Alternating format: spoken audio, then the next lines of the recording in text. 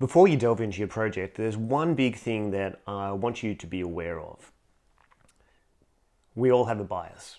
We all have an opinion. We all have a worldview. None of us are what we call a blank slate. We're going to bring something to these issues.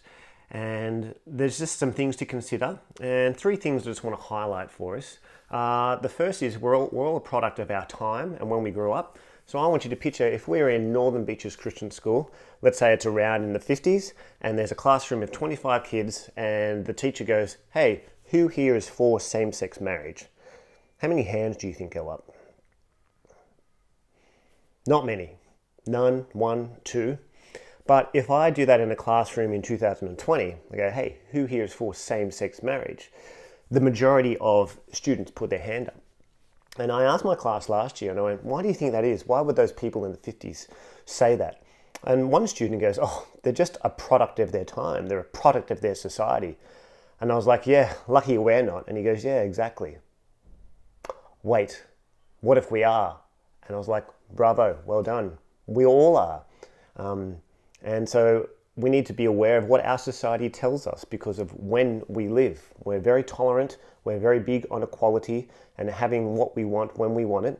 And that's a very unusual time period. This isn't the norm in history. So just be aware of when we live. Second, have a think about where we live. So if I asked you all this, I go, what age should we have legal drinking? Would you change the legal drinking age? At the moment it's 18. Would anybody put it up? 19, 20? Would anybody reduce it? 17, 16, 15? One student said 12 to me once.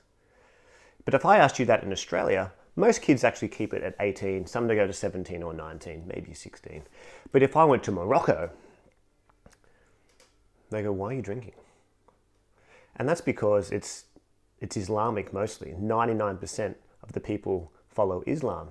And because of where they grew up, their attitude to alcohol is so different to ours. Their culture is different to ours. Their religion is different to ours. And we've lived in a Christian culture or a post-Christian culture. And so it's not just when we live, it's where we live. So just have a think about that as you come to your topic. And the last thing is, it's our experience. I know people who have really strong views on euthanasia, but they got stronger when they had to watch their grandparents die a long, painful death.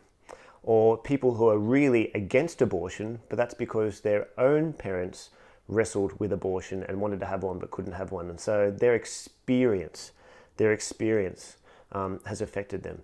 So just as you come to each topic, your big controversial issue, as you're planning, you will already have some sort of lean, some sort of bias or worldview. You're not a blank slate. You probably already have an opinion. Can I encourage you, before you even go down that road, assess yourself.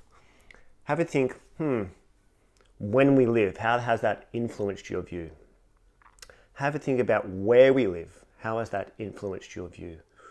And have a think about what we've lived, what we've experienced, and how that's influenced your view. And if you can do that, this is really hard, get somebody to help you out, but if you can really do that and assess your own biases and worldview, you'll actually come to the topic with more of an open mind. And that way you won't be as narrow-minded, you won't be as ignorant, and you're usually a lot more beautiful to talk to and closer to finding goodness and health and truth. So let's have a think about those things if you can. And I hope you found that worthwhile and healthy to ask those questions of yourself.